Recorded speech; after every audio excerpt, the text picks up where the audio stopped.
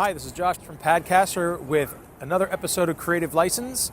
Please subscribe to our videos and like them if you like what I have to say today for more stuff that's about the tech and technique of shooting video on your mobile device. Before we get into too much of the tech, we're going to get into some of the prep. So here is an iPhone, and it doesn't matter what you're shooting on. You just want to make sure that you take a couple things into account before you get into shooting at all. And that would be, first of all, the system check. Make sure you have a full battery, or as full as it can be. This one's at about 56%, so shame on me, but if it were at 100, I'd be able to shoot a lot longer. Make sure you have enough storage on your device as well. The worst thing that you can do is find out that you've got half a gigabyte's worth of storage when you want to go out and shoot for a full day. It'll obviously never fit. We actually have a storage chart that's linked right down here.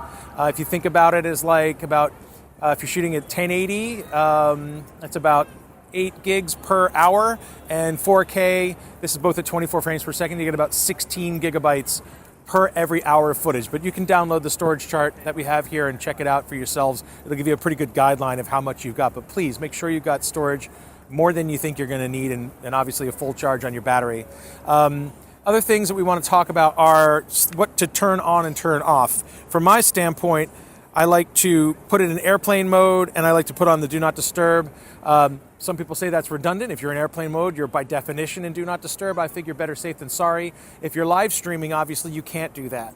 You're going to want to have yourself connected to Wi-Fi or data as necessary, but if you're not going to be doing those things, you want to turn that off. Also, notifications. You want to make sure that if you're not in do not disturb mode or airplane mode, that you check your notification settings so that you're not getting, message notifications or Skype notifications while you're shooting. That could disrupt the shooting or cause there to be sync issues, all kinds of ghosts in the machine if you're not paying attention to notifications in your privacy settings. Aside from that, I like to make sure that my screen is at full brightness. It makes it easier to see outside, and it also helps you evaluate what your picture is, whether you're indoors or outdoors. I adjust my volume within the app to make sure that the levels I'm hearing are good, but you can keep those pretty high too.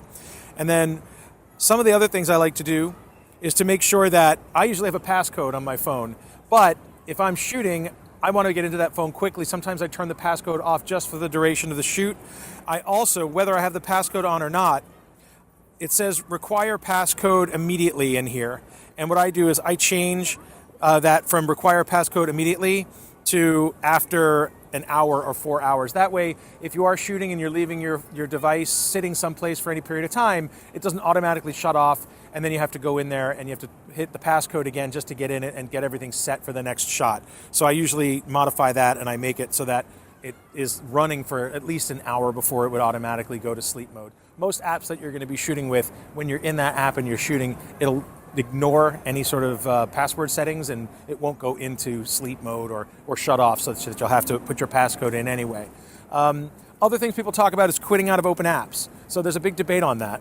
The head of Apple's iOS essentially says you don't have to quit out of apps, that if you're not running that app and it's in the background, it's essentially not taking up any RAM, and it's as if it is quit. So you don't really have to swipe a million times to get all of your apps out of the way, unless it's something that runs in the background and could be taking up your battery power, like a GPS app or something that's playing something in the background. Maybe it's music or something, but certainly if you're not using your GPS or something that's consuming battery power, you don't have to swipe out. If you want to be safe and quit out of all your apps except the one you're shooting in, that's obviously, again, better safe than sorry. It's like putting it in airplane mode and do not disturb mode. So I leave that up to you.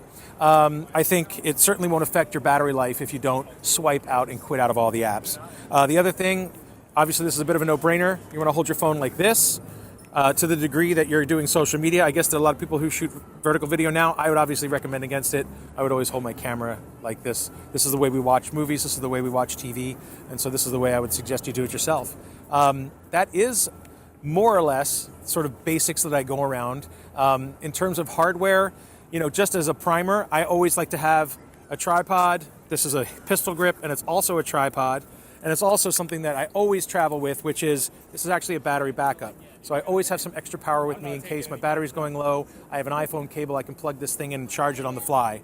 I always have a microphone with me because the sound that's on the built-in mic is generally not usable. This will give me a lot more reach, a lot more specific sound as well. I also have a set of headphones.